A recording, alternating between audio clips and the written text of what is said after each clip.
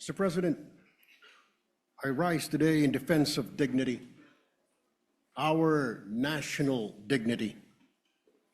Spokesperson of the Chinese embassy recently lectured Filipinos and worse, Philippine officials on the limits of freedom of speech. We are told that criticizing a foreign head of state is completely unacceptable. Well, let me say this then, Mr. President. If you do not like how democracy works in this country, then you are free to leave the Philippines. Get the out. Mr. President, kung hindi nila gusto kung paano gumagana ang demokrasya sa ating bansa, malinaw po ang sagot. Layas. This is our house. Hindi sila ang boss natin at tayo ay mga tau-tauhan lang nila. To the Chinese embassy officials, you do not have the moral authority to lecture Filipinos about freedom of speech. Because freedom of speech does not exist in your country. It is not practiced. It is not protected. It is punished. So do not export censorship to a nation that fought, bled, and died to be free.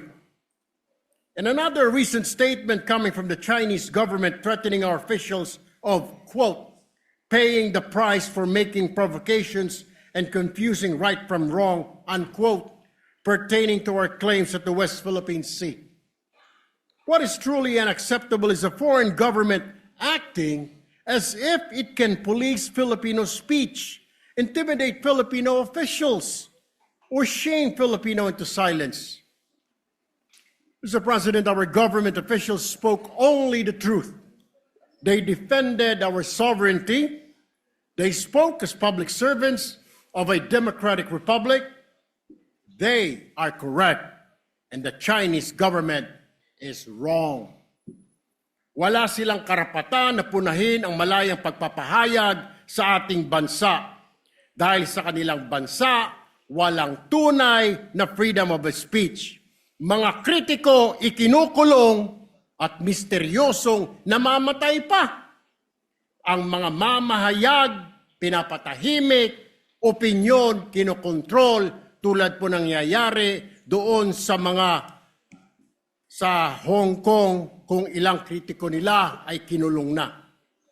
Let us be very clear, Mr. President. The West Philippine Sea is ours. Our officials have the right and the duty to speak about aggression against our nation. And Filipinos, Mr. President, will not whisper in their own house just to avoid offending a foreign power, particularly China. No, no, no, Mr. President. We do not take lessons on democracy from a government that jails critics. We do not take lectures on free speech from a system that suppresses it. Our house, our terms, Mr. President. Respect is not demanded. It is earned, and it is mutual. If you want respect from Filipinos, then respect our Constitution. Respect our officials, respect our freedom of speech, and respect the simple truth that this is not your country. Mr. President, the Filipino people are not afraid.